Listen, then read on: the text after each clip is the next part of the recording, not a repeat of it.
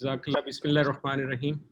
Honorable guest speaker, Dr. Naveed Sherwani, Honorable Vice Chancellors, Directors of ORIC, ladies and gentlemen, Assalamu alaikum, and very warm welcome to this webinar.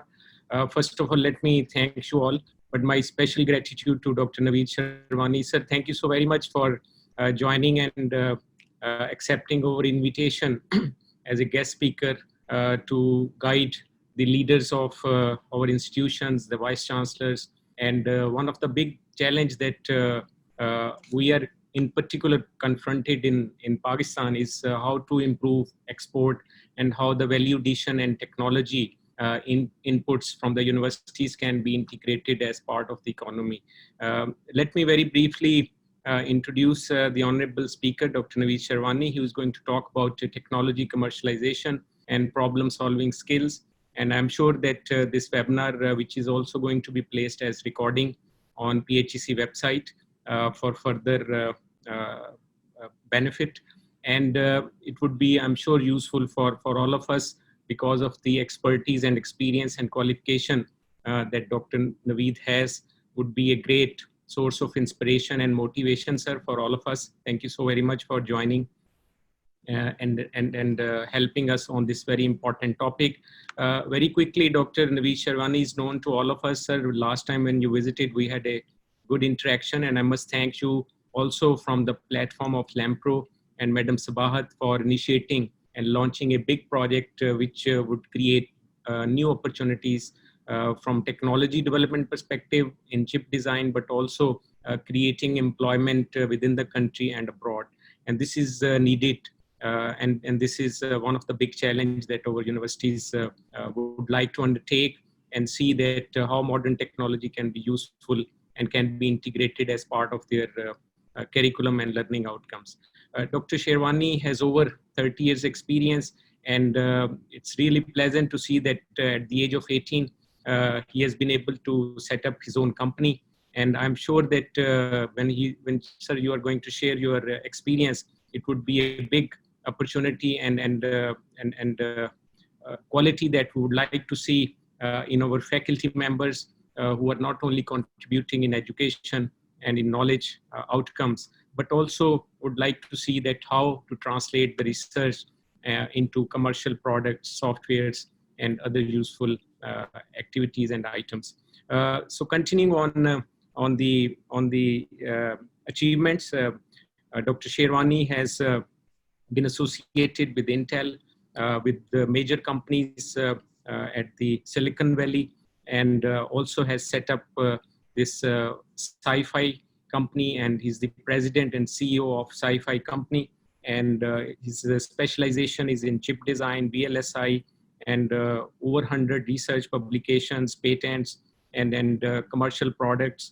And I'm sure that this new field in IT, and particularly with related to computer and microelectronics and chip design and using the modern softwares would be of great help for our universities and also for our students. Some initial projects are being undertaken at the government level to provide access to the students on cloud for the softwares, which could be very important and critical from the technology participation point of view. So it's great honor, sir, for me to invite you and welcome you in this webinar, and I request you to kindly start with your keynote lecture, sir. Dr. Naveed Sherwani, over to you, sir. Thank you. Thank you very much. शुक्रिया doctor साहब, और आप सब लोगों का भी शुक्रिया मुझे अपना टाइम देने का. इंशाल्लाह हम कोशिश करेंगे इस टाइम के अंदर कि how to talk about some experience that we have in technology commercialization, और उससे हम क्या सीख सकते हैं, what opportunities exist there. So let's start by actually changing the focus of this presentation. So I think सबसे पहली बात तो ये है कि it's not important that I am the one who is talking and talking about this. So I think let's remove me and let's remove my name from that as well. I think it's also, let's remove the fancy graphics. I think that doesn't matter. Let's look at the title that Dr. Saab gave me. And I think I would like to change this title a little bit, and it should more be about technology commercialization and problem solving skills. But how? I think we should not talk about that. Maybe we should talk about how Vice Chancellor skills can solve the problem of commercialization of technology in Pakistan. I think this is a topic that I want to talk about. And I think the way I will talk about this topic is by taking an example of something that is going on today. So it is a relevant example. It is an example that is in front of us. And I will frequently refer to this one example. The reason for this is something that you can pick it up right now. So this is about the revolution that we are running right now. It is called RISC-V. So for people who are not familiar with RISC-V, RISC-V is a new architecture, a new way of building chips. And this started in Berkeley in 2010. In 2005, it was moved out of Berkeley into a new company called SiFive. And for the last 5 years, we have been popularizing it and converting that into a commercial product. I call it a revolution because it is worldwide, and hundreds of universities started working on it. And then now several, I would say 400 or 500 companies are working on it. So in that sense, it is a great example of commercialization of technology from a university, in this case, Berkeley, into industry, and then it becoming a big success. Obviously, these are very initial stages, but just to mention this, when it started as an academic research by Dr. Dave Patterson, it became, all the textbooks eventually were written, and these textbooks are available, of course, and people started teaching. Then we took the second stage, which is the technology evangelism, how we go around the world and convince people this is an interesting technology. Then trying to convince some of the earlier companies that this is an interesting innovation, this will help them building chips better, faster. And we got a lot of early adopters.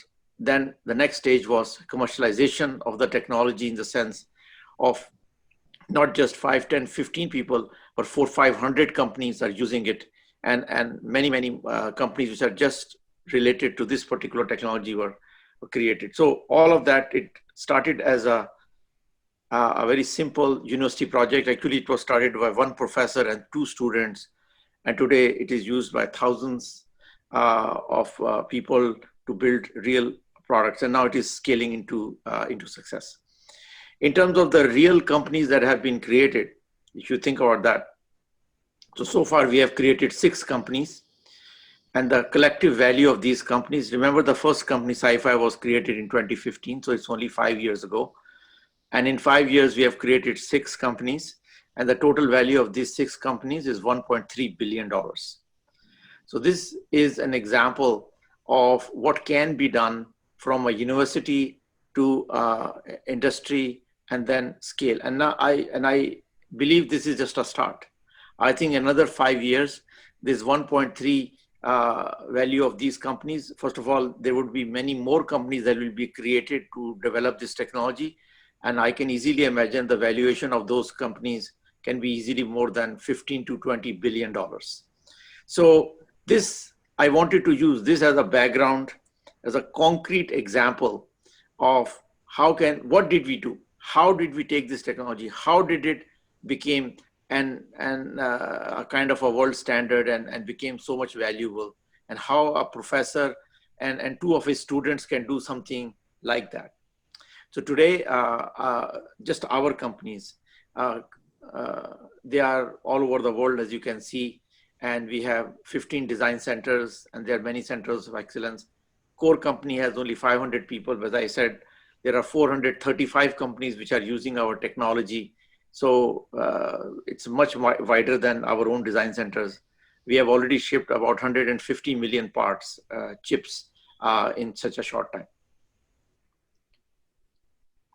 So how do we think about technology commercialization? So basically, and I will use some of the examples from RISC-V. Basically, there are 3 constituents that a VC must deal with. So I will consider VCs as an administrative part of the university, and there are three parts of the university that we think about. I used to be a professor for 10 years in my early part of my career in mid-80s to mid-90s.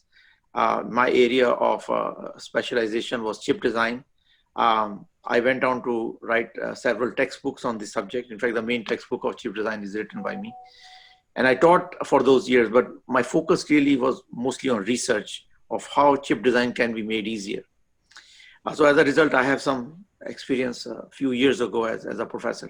But as we think about universities, we think of three constituents: professors, students, but a very important thing that we do not consider in Pakistan as a part of the university is a commercial ecosystem.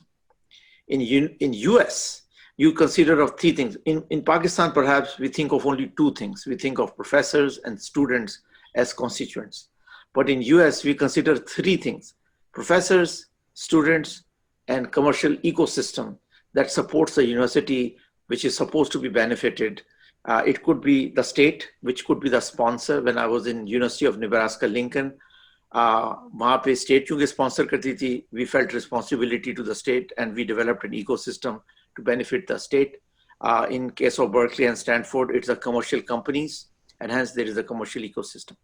So let's talk about the three constituents of our ecosystem and what can be done differently. So when I left Pakistan and came to the United States, I learned something quite differently. That in Pakistan, we consider teachers as producers of courses or producers of students, which have some degrees. One thing I learned coming to California especially, that the universities here do not see their value in number of students. They actually do not say how many students they graduate. They do not take any pride in that. They do not talk about how many hours they have taught. They don't talk about how many students they have matriculated. They actually talk about value created. What does it mean? Very simple one that they do is they look at the net worth of their alumni network.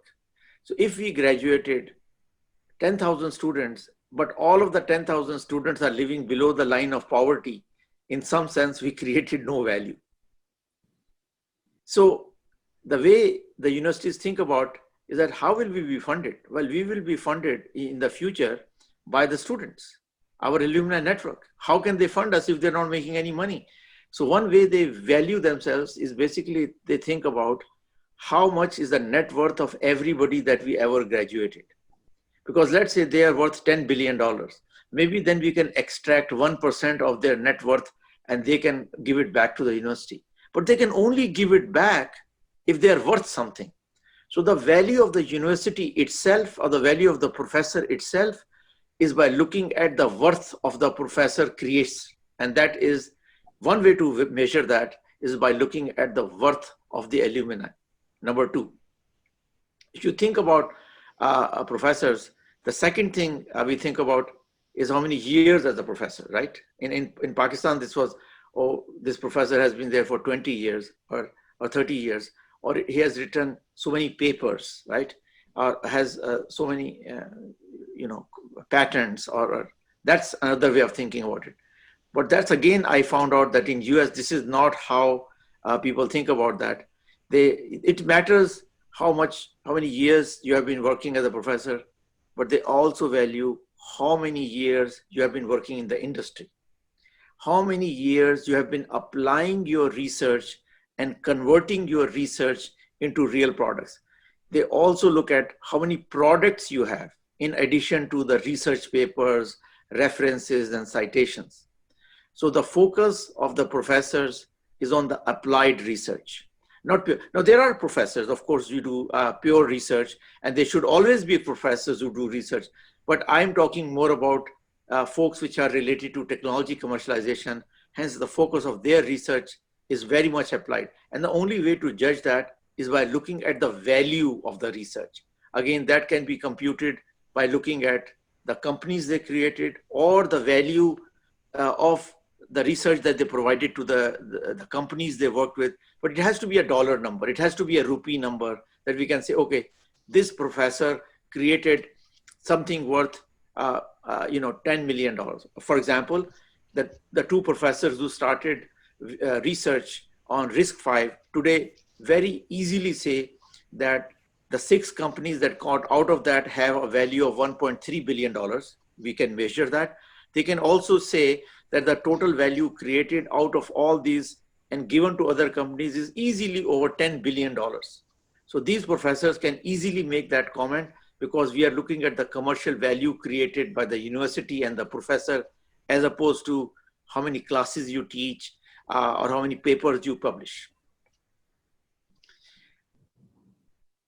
Yeah, this is a picture of a person. If you don't know, his name is Dr. Paul Erdos. Dr. Paul Erdos is a professor of mathematics and is very famous because he's the person who has written the most number of papers by any person who ever lived on planet Earth. He wrote close to 8,000 publications in his life. And he was very dedicated. And really, I wanted to give an example of this is Dr. Paul Aldrich is the kind of a professor, he was very well known for his theoretical research. And this is the kind of professors I think most people in Pakistan want to be. They want to write papers and publications and things like that.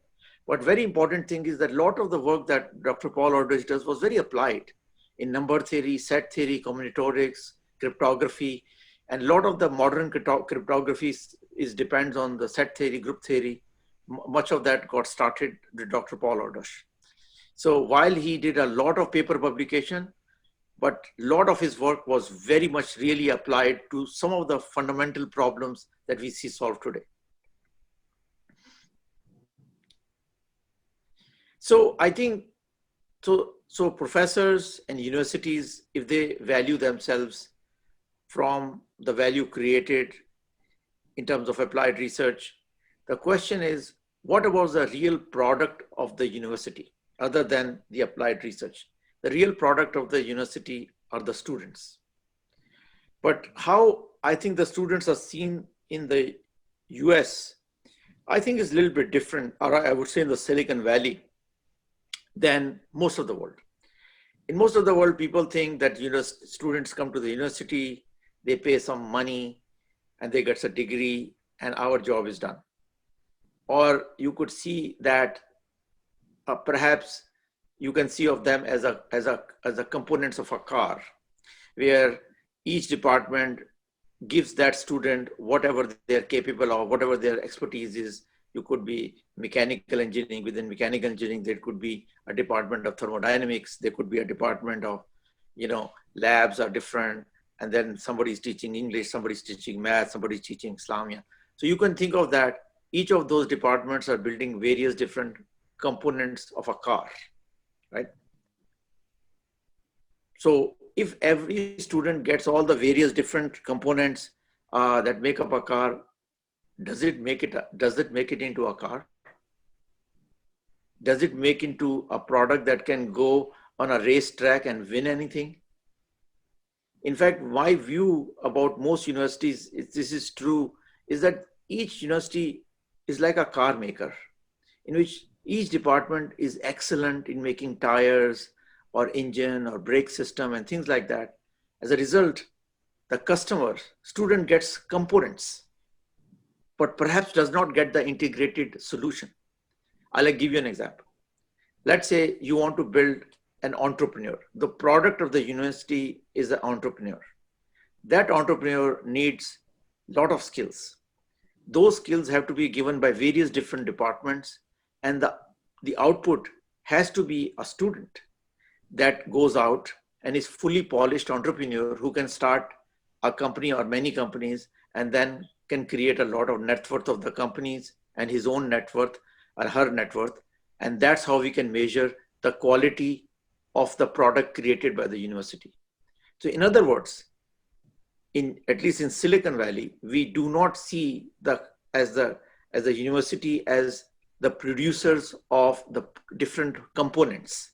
We see the university as the producer of a Formula One car as a whole, as a final product that can go to the marketplace and produce and create immediately without any further polishing, without any work done, without any other value add by anybody else. So this is how we must see ourselves in the universities as we talk about students. Our job is to polish them, complete them, make them whole so that they can go and deliver value right away the day they leave the university. So let's talk a little bit more about that. So I recently wrote a blog post on LinkedIn because many people talk about that. I give a lot of talks in many universities of this particular subject, that what do we not do with the university students? Why fresh graduate engineers generally fail in their first venture? Why is that the true? And the reason for that, I feel, is that there are many skills that students need other than, let's say, somebody studying mechanical engineering. If you're a great mechanical engineer, even if you get a gold medal in mechanical engineer, it's unlikely that you're going to be successful as a venture, a guy who started a venture, entrepreneur. And I'll tell you the reason for that. The reason for that is because an entrepreneur needs a lot of skills. For example, you need basic financial skills. I think many students do not know what is a balance sheet. They don't know what is a cash flow statement. They do not know what an income statement looks like. They do not know how to read a term sheet, and they do not know what is a liquidation preference. I think I've even done studies on professors. Many professors do not have the basic financial training to know some of the basic financial. Now, if you do not have the basic financial training, it is very difficult for you to go and set up a company, run the company, or work with somebody who's running the company, or work and sit down with other people when you're raising money, right? Simple thing like, can you compute the working capital that you need to run that? Now, these are some of the very basic skills. I do not know of any university, the graduating student has a requirement that you must know the basic financials before you graduate and leave. Why? Because you're a mechanical student, or you're an electrical student, or you're a computer science student. Universities do not feel that they need to give this training to the student. Yet, without this training, student can absolutely never start a company, right? Now, secondly, many students, especially from engineering, my background is engineering, they do not have any basic business development skills. For example, they have never developed a business plan. They're not required to make a business plan. In mechanical engineering, electrical engineering, computer science, there is no class which tells them how to make a business. In fact, they would not know what are the 6-7 elements of an essential business plan. There's not something that they're taught, not something they're tested on. Neither have we made sure that before they graduate, they should at least demonstrate the capability of making a business plan. How can we expect them to be successful if they don't even know how to? Third area is team building. Have we taught them how to build a team? What are the basic rules of HR? How to hire another person? How to build a culture of a company? What are the different elements does it take to convert individuals into a world performance team? Most of the universities don't have a class called team building. They don't have a class, okay, let me teach you how do you conduct an interview. What are the skills you're looking for? What is how you can hire somebody and then develop their skills? How do you go about doing that, right? Then let's talk about other skills they need, such as sales and customer experience. 99% universities around the world actually do not teach students how to do sales. And what is the customer experience? For example, many students that graduate and I interview them, they don't know a simple concept that customer is king.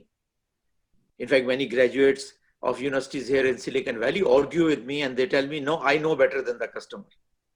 This tells me the basic, they do not know the concept that what are we producing? It doesn't really matter what you know or you don't know. Better it does the customer need it. And if the customer doesn't need it, it doesn't really matter. They also do not know some basic things like what is the booking versus what is the revenue versus what is revenue recognition. Now, if you're running a company, you need this these concepts are very, very important. Then let's come towards product development. Product development is a singular thing that I have a pet peeve, that the universities don't teach people what is a product. Actually, I have never been to a university where they have a great class on product, where they actually tell people that you have to write an MRD, you have to write a PRD, and what are the different elements of the product development. As a result, they consider product as a school assignment, where a professor gave them some project to do, they call it a project, and they try to do the project. But they confuse that with the product. They do not know that, for example, the marketing requirements document, MRD, 99% students have never written an MRD before they leave the university.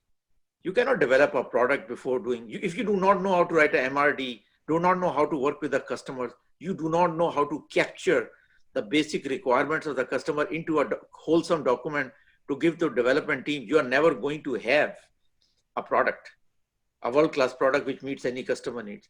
Then you have to convert a MRD into a PRD, a product requirement document, and many people don't know how to do that as well. And finally, I think basic project management skill. They do not, or they have never heard of the word called POR. What is a plan of rocket? They do not know how to break down a project into smaller pieces. They do not know how to estimate the resources needed to do.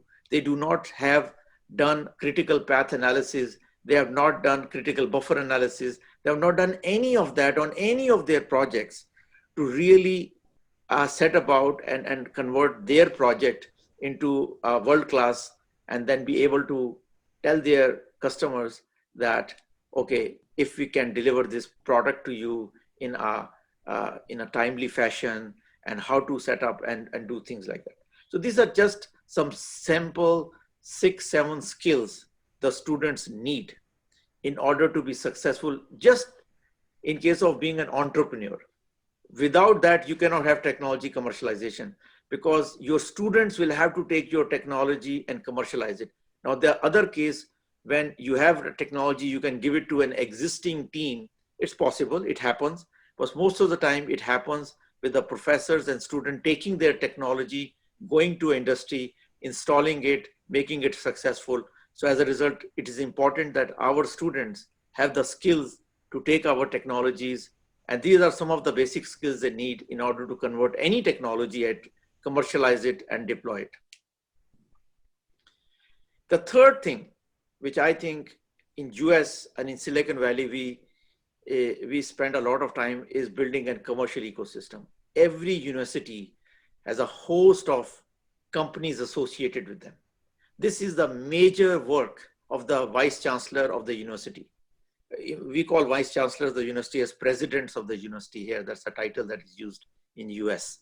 The president of the university's job is to create a very strong ecosystem, and that means sometimes 100, sometimes 1,000 companies work with that university from the surrounding area, and they do all kinds of things, from supporting various different departments, research, hiring students from the university, joint projects between the industry and the university, productization, commercialization, all of that is done.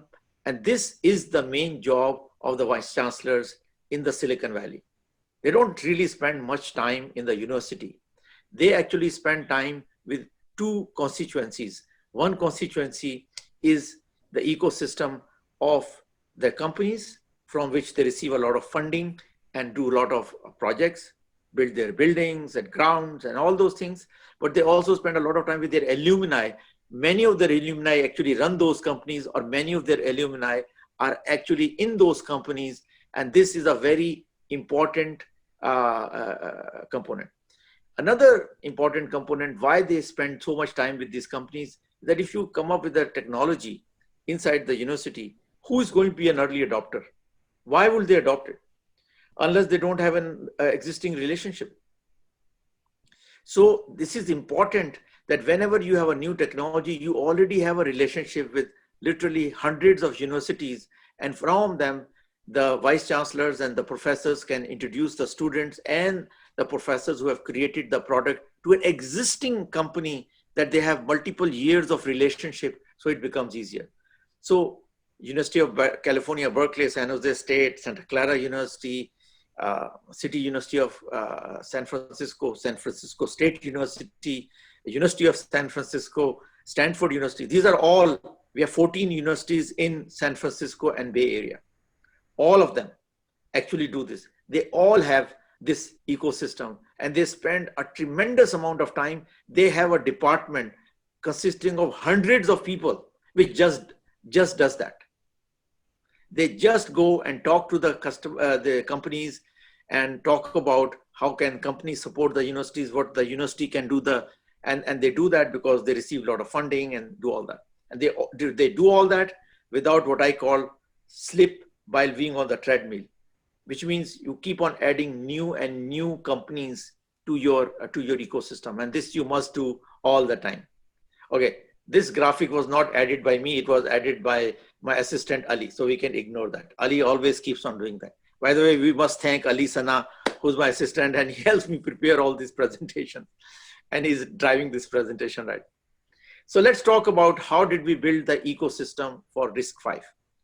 I can tell you one thing, that this is the hardest work you will ever do.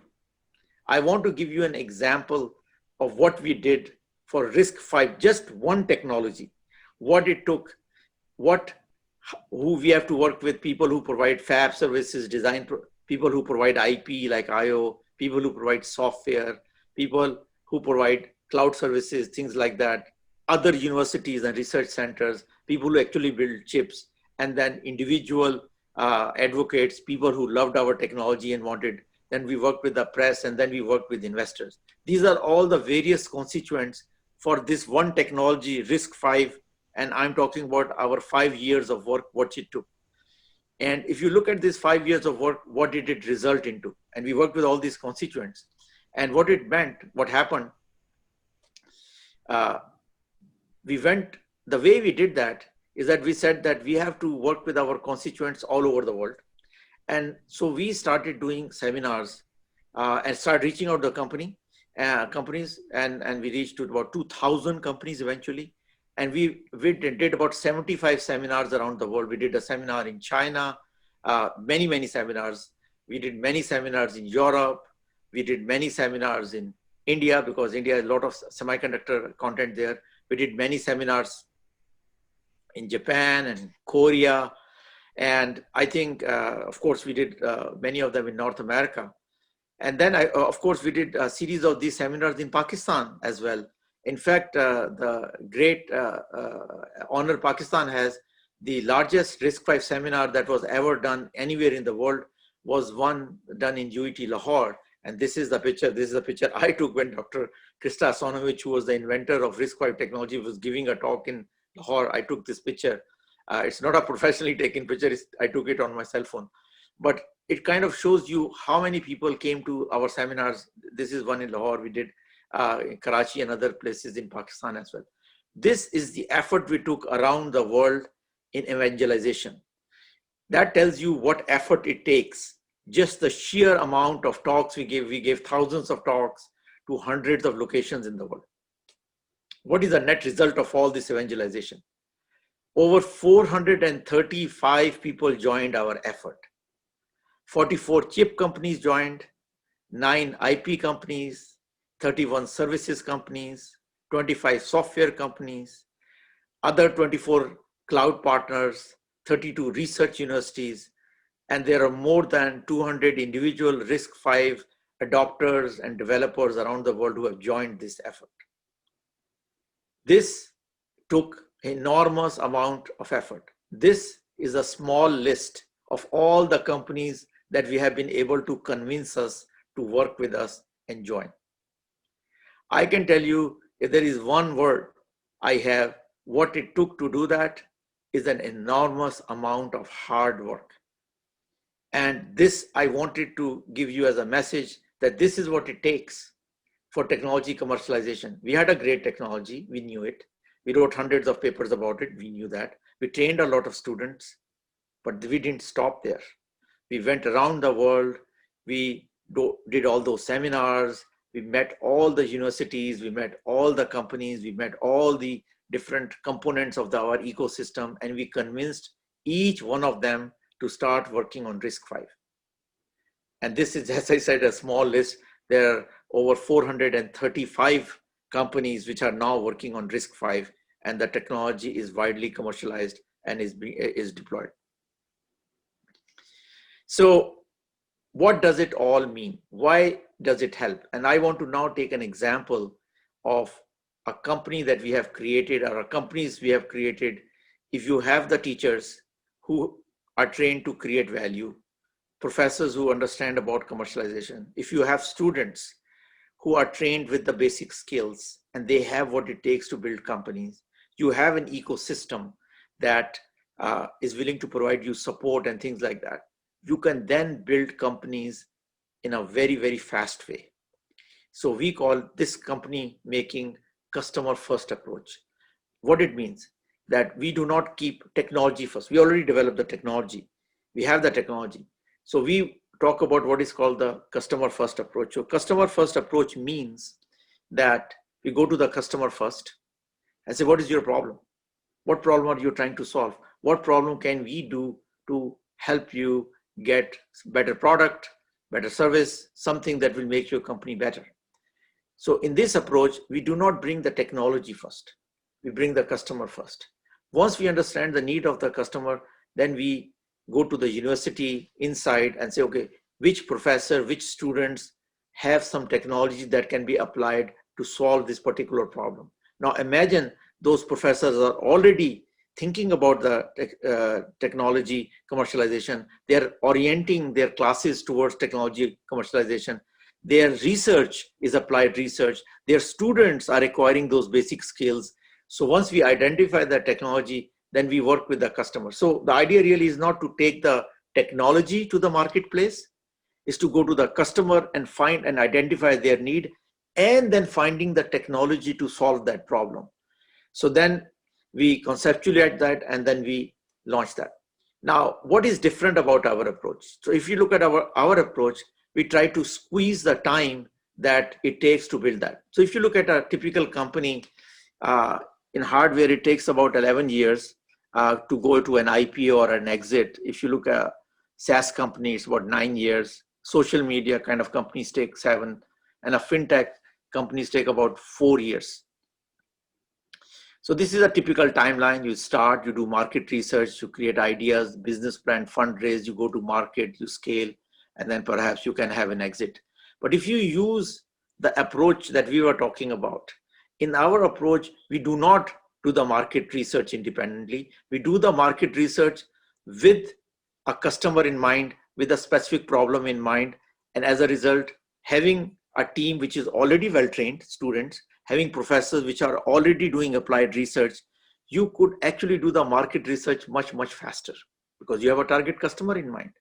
You can go to the market very faster because you have a target market.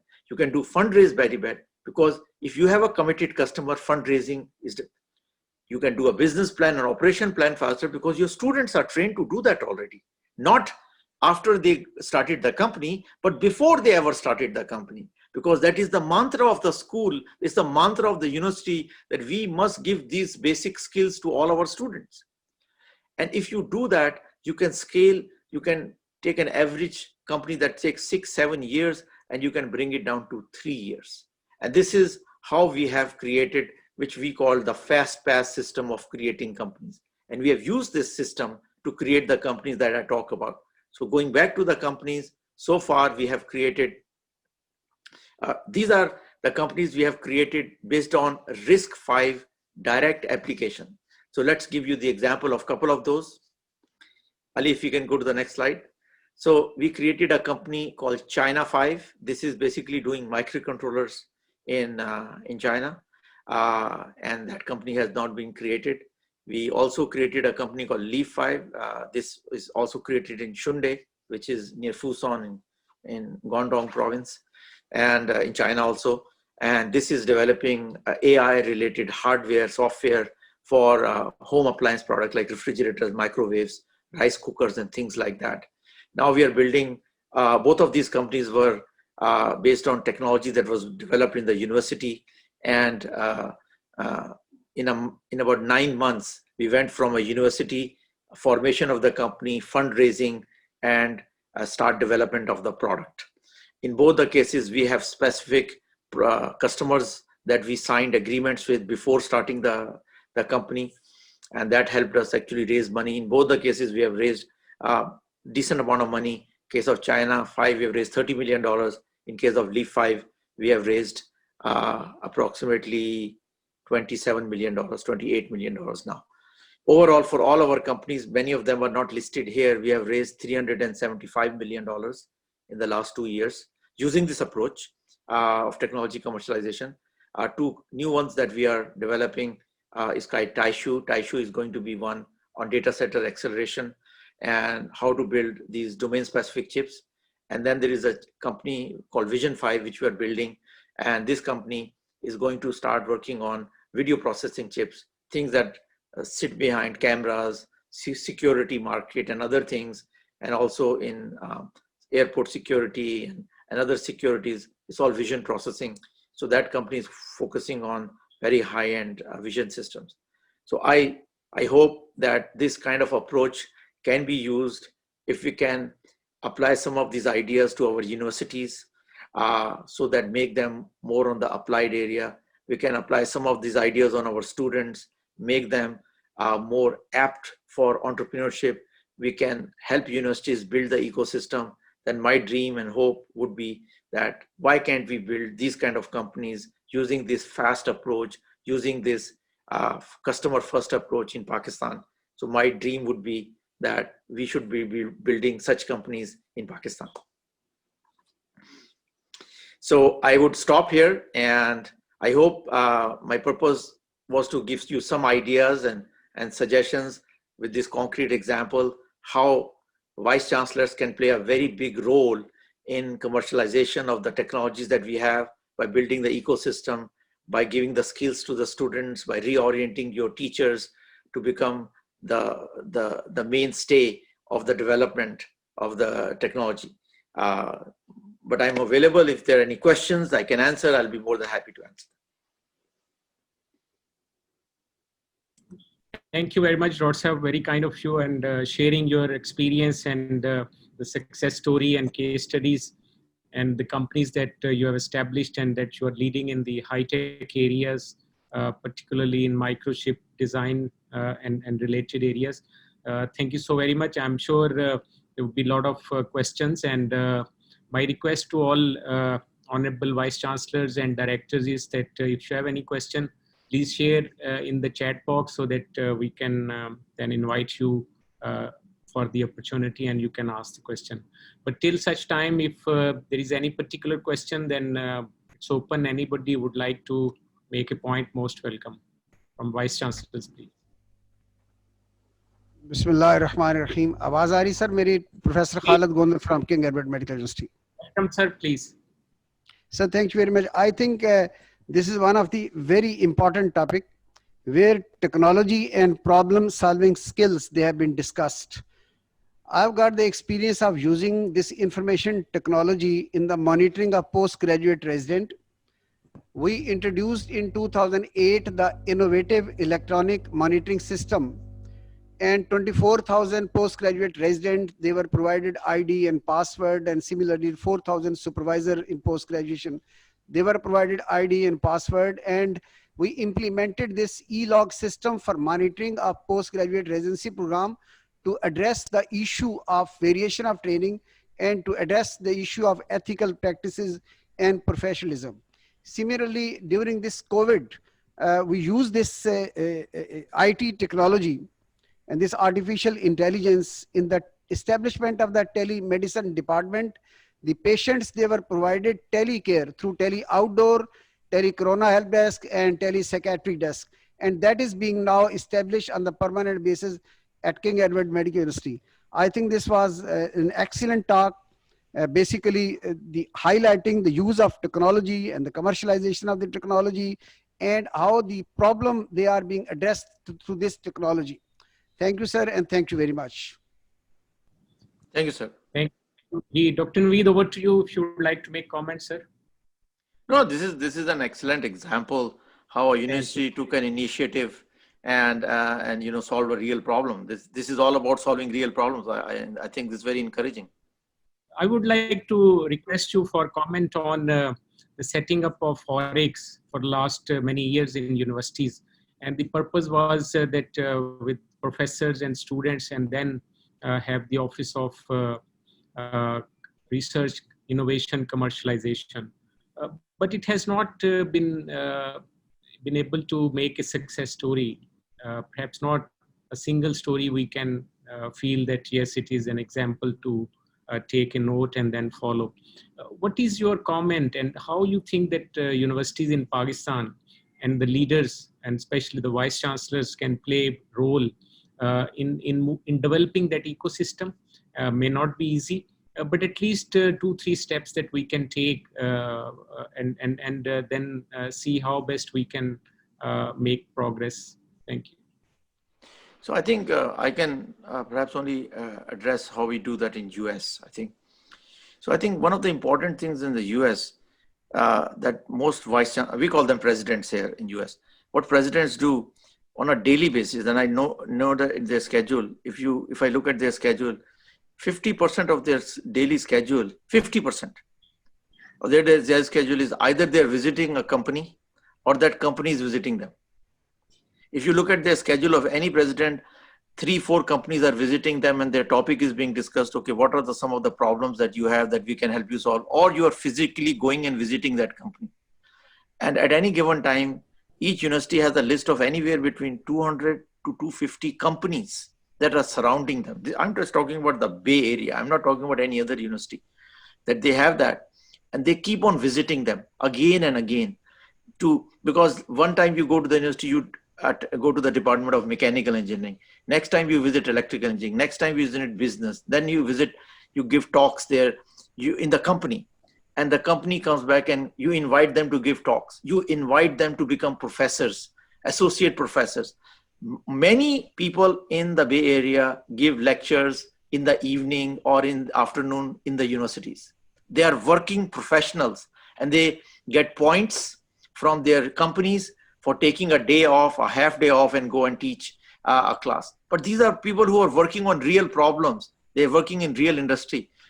And some of them could be a technical foreman who's running an NC machine. If you're running an NC machine, you are better than a person who knows theoretically about a machine, but you actually use the machine. Even if he's a foreman, if he comes and teaches your mechanical engineering students, he will impart them some knowledge, which is very practical. What does it take to set up an NC machine correctly to do some kind of... So I think this is the major job of the president or the vice chancellors, is how much time do they commit to working with the local industry. In US, in Bay Area, it's 50%. 50% of the time is spent on working with the companies. By companies, I also mean people who fund the company. So it's also investors. It is people who are coming and visiting the university. And so this, I think this is something they spend 50% of the time doing.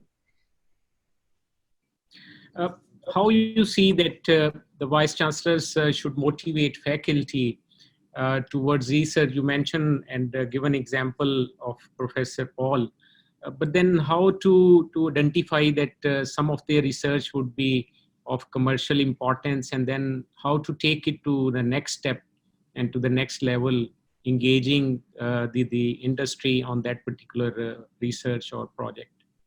Actually, if we do it right, you don't have to motivate them at all. In our universities here, between Stanford and Berkeley, I think at least 50 or 60 professors have a net worth of over $400 million, and 3 of them are billionaires, professors. 3 of them are billionaires. I'm just talking about Silicon Valley. These are professors who teach full time. And many of them have created many companies in their careers.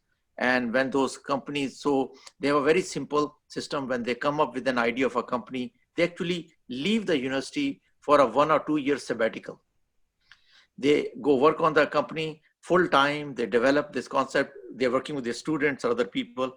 And then after 2 or 3 years, when the company takes off, the professor actually comes back to the university and they work on other things, and then they can take off again, or they work 50% time. I'll give you an example.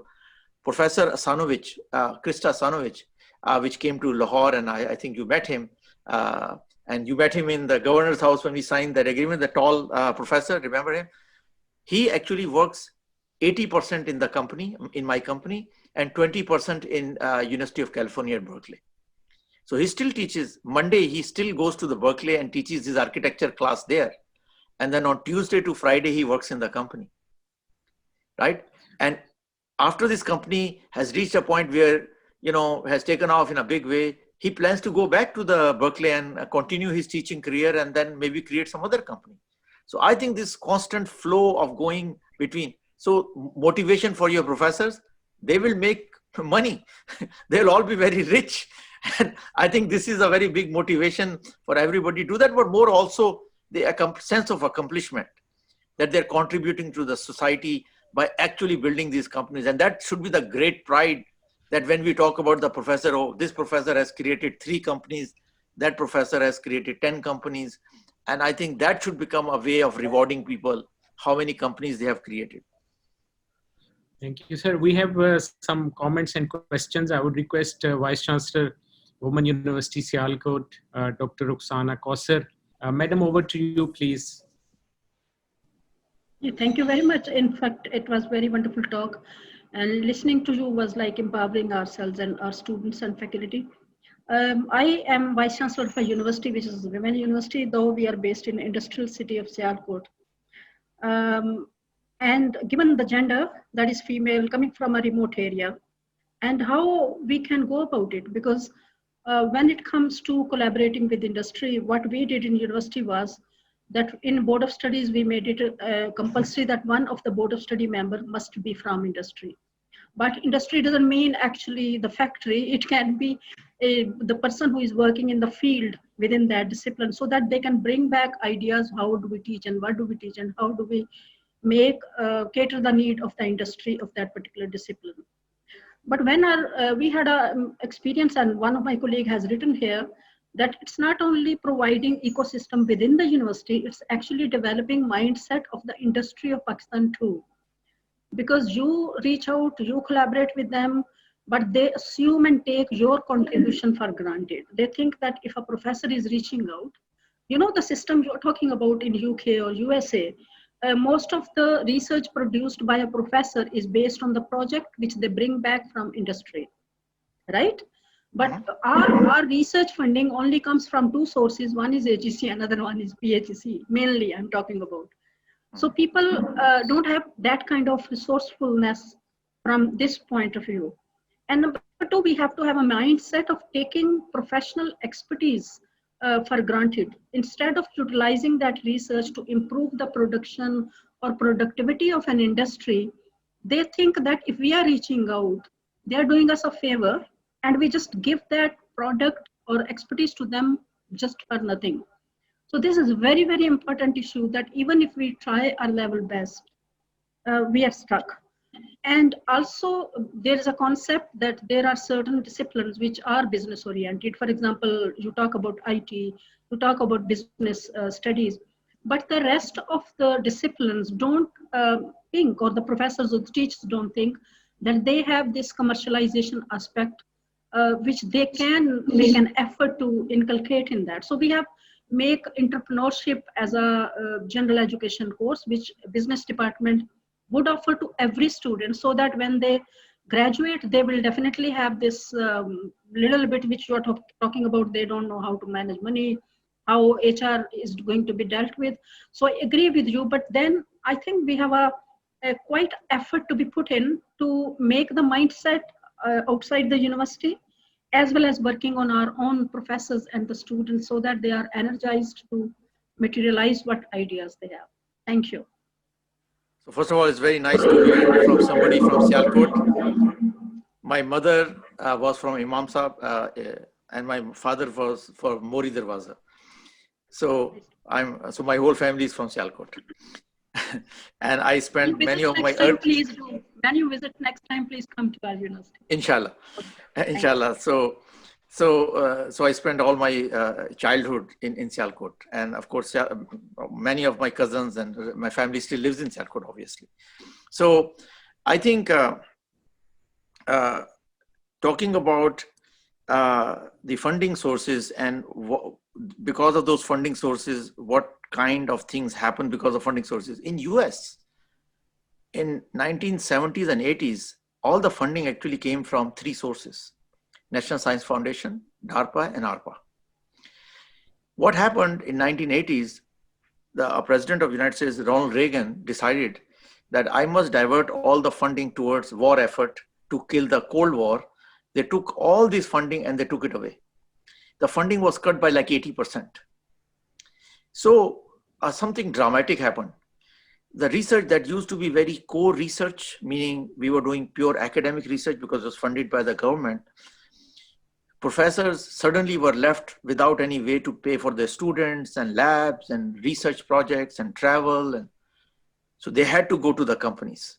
So a turmoil happened in the United States because Ronald Reagan decided there's no money. I mean, I can give you an example. National Science Foundation budget yearly was $6 billion in 1984-85 timeframe, I remember. Next years, it was cut down to $1.5 billion, from $6 billion down to 1.5 in a matter of 2-3 years.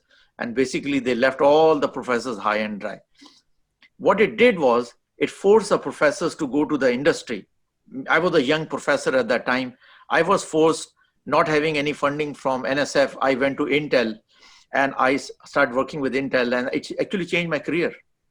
Because when I was depending upon NSF, I was working on theoretical problems, I was doing good work. But when I was forced to work with Intel, Intel told me, you know, here are my problems. These are the problems. Your PhD students and master's students should be solving these problems. And it changed my life. It forced me to write my research and develop my research on real problems that was told to me by Intel. So that was a forced function. It was not. And in some sense, it was about because universities funding was cut by the government. So imagine, I'm not suggesting that Pakistan government should cut the funding of the universities, but I said this is exactly what happened in United States. The funding was cut dramatically. 80% of the funding was cut. We had no choice but to go to that and just to survive. I was one of them. I was a young guy at that time. I had just graduated. I got my first funding from NSF, and then suddenly I was told no more funding.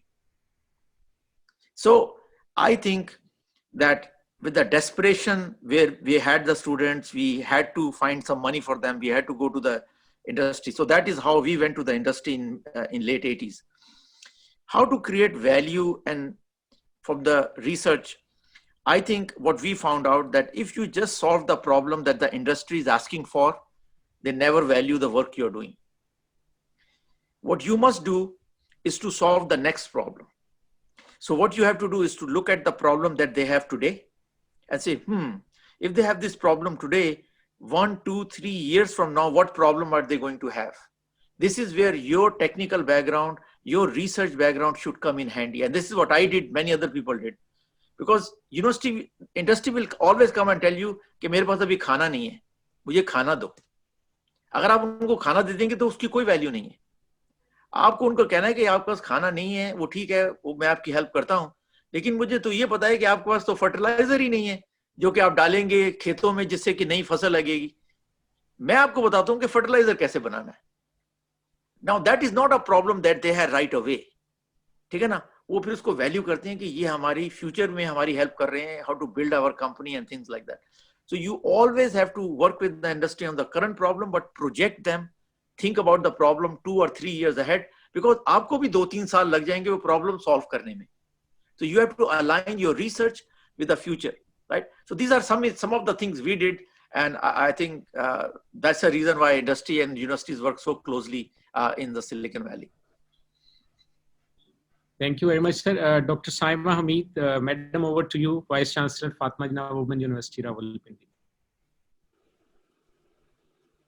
Thank you, sir. I just have a very, a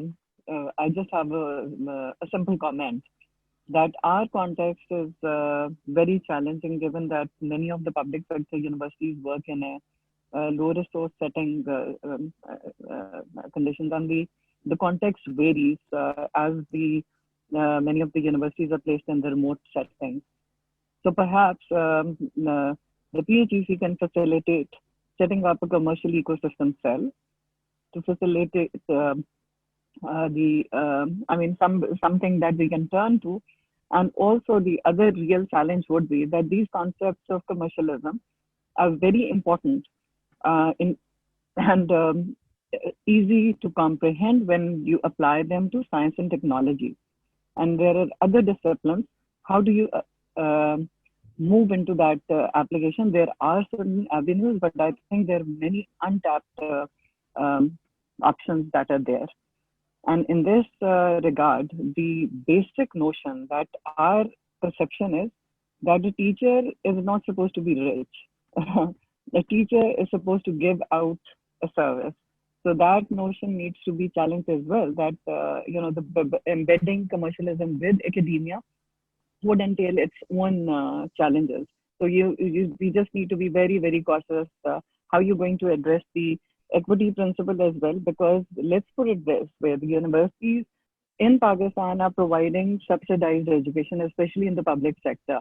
And when you compare it to the American universities, the kind of income generation that comes to the students, it's immense. There's no comparison. And again, it's the reason why I say equity is based on the type of cohort that is inducted in the different universities. So I'm not saying that this is not possible. I think it's important that everybody starts, but the context would be very different. And I think the PHEC can play indeed a very pivotal role in this. So I would look for comments from both our worthy speakers as well as you. So, Dr. Saab, I was born in Karachi. I'm from a middle-class family. My father was a government servant. I grew up in Nazmabad. I went to NED University. NED University is the public sector university. I started my first company when I was 18 years old in Nazmabad. I did not have any money to start any company. I have found out over years when I've created many companies, I probably created 18, 19 companies in my life. Funding is never a problem. Never. Any venture I have done in my life, funding has never been a problem. Many people think funding is a problem. I don't think that is a problem. I'll tell you from my life. I don't know about other people. To me, having the right idea, having passion and energy for that. If funding was a problem, ED would never be an issue. It would never be anything in Pakistan. If ED had thought about, I need funding to start what I want to start, ED would not be a Paigambar according to me. I mean, to me, he's a prophet. By saving millions of lives, what he did. How did ED happen? It's a startup with no funding. So my thought process is that if you have passion, you have energy, if you have drive, that you want to, funding comes looking for you. Every time I have had that kind of situation, funding came looking for me. People came and told me that I'll give you money, you should do this. People went to ED to give him money to create the miracle of ED Foundation in Pakistan. So to me, I think has been the reason many projects don't get funded, because they're really not good projects. They're not needed. A good project gets funded automatically. You don't even have to explain to people what it should be funded. People come and give it to you. Boss, ये तो करना है हमने. ये तो बहुत ज़बरदस्त project है. Great projects are self-explanatory, they are obvious and they happen. मैंने जिंदगी में over $1 billion रेस किए हैं अपनी कंपनियों के लिए, और मैंने बहुत सारी कंपनियों के लिए पैसे रेज करने की कोशिश की और कभी भी रेज नहीं हुए. इवेंचुअली मुझे एक समझ में आई बात कि वो आइडिया ही इतना अच्छा नहीं था. वो I didn't have the right energy and passion, and didn't have the right team. I did not have the right operational and business plan. That's the reason we were not able to raise the money. There's nothing wrong with me. I'm the same Naveed Sherwani. तो मेरा तो यही ख्याल है, मैं तो आपको सिर्फ यही मशवरा दूंगा कि अगर आपका प्रोजेक्ट ट्रू प्योर है, it is not because you feel passionate for it, because the market needs it, you will find funding for it. I have found funding. और मैं आपको बता रहा हूँ कि मैं एक बहुत ही humble background से हूँ. मैं किसी पाकिस्तान के 22 फैमिलीज का बेटा नहीं था। मेरे फादर एक गवर्नमेंट सर्वेंट थे, मेट्रोलॉजिकल डिपार्टमेंट में काम किया करते थे, और हम सब लोगों को यही बात बताई गई थी कि यार अगर तुम मेहनत करोगे और you are passionate, you will get, and this has happened to me in my life. I have got all the funding. So मैं तो सिर्फ आपको यही मशवरा दूंगा कि कॉन्टेक्स्ट आपका बिल्कुल ठीक है। फंडिंग हमारी डेफिनेटली गवर्नमेंट फंडिंग बहुत ही लो होती है, एनईडी की भी फंडिंग लो हुआ करती थी। अमेरिका में भी यही है बात, अमेरिका में गवर्नमेंट फंडिंग बहुत लो होती है। ये आप मत समझें कि बाकी सारी फंडिंग जो है वो वाइस चांसलर्स और प्रोफेसर जाके लेके आते हैं। 80-90% फंडिंग जो है वो वहां से आती है, ठीक है ना। तो मैं तो यही कहूंगा कि I think we should encourage professors and vice chancellors to spend more time with the industry people, spend more time in building relationships and helping and understanding what problems हम उनकी solve कर सकते हैं. I think that's the only path forward. Thank you very much, sir. I would request you to kindly highlight some of your initiatives on LAMPRO, and maybe the Vice Chancellors would like to undertake some of those programs and activities from employment generation point of view, or setting up a platform. Particularly in IT and computer labs are available almost in all universities. So from that perspective, from basic level to the advanced level, how you think we can create a network and engage fully on your drive and your mission on creating employment opportunities and entrepreneurship, sir? So the story of LAMPRO Milan started about 2.5-3 years ago.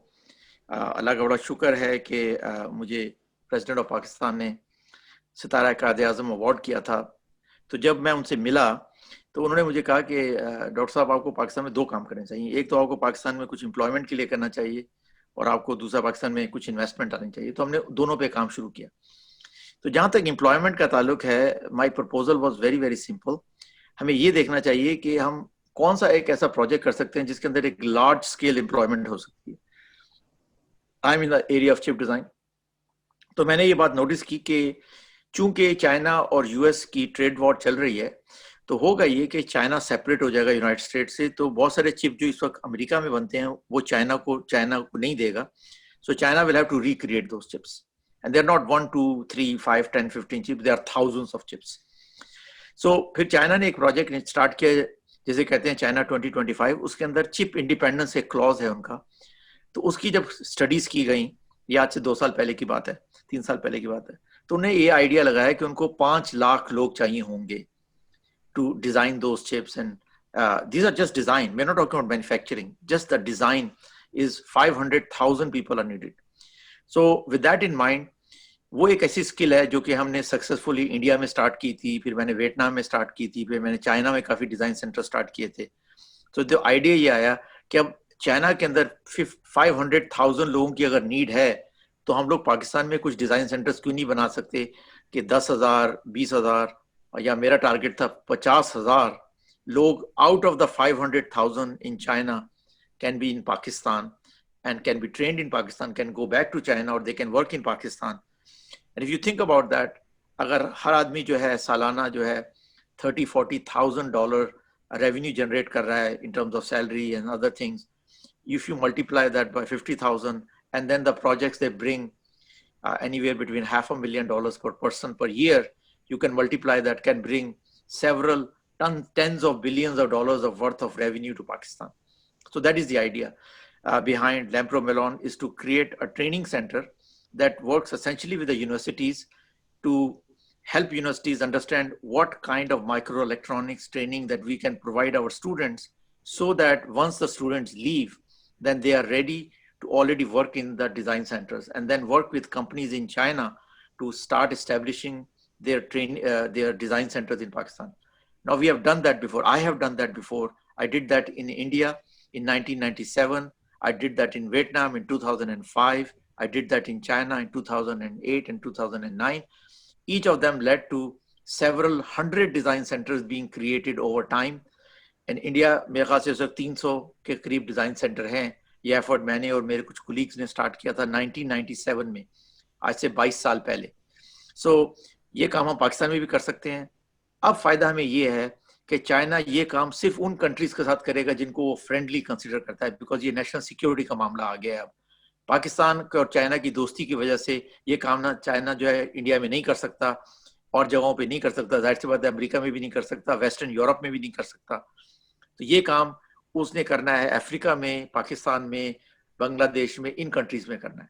Pakistan की चूंकि काफ़ी इज्जत है China में, they consider as their special friends.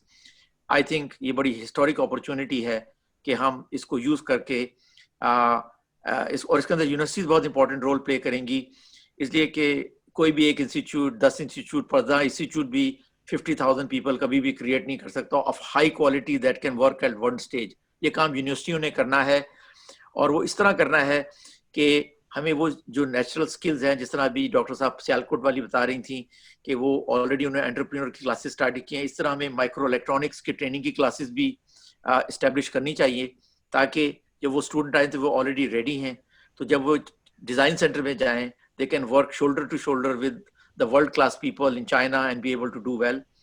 तो हमने ये काम शुरू किया था तकरीबन 2 साल पहले, 2.5 साल पहले।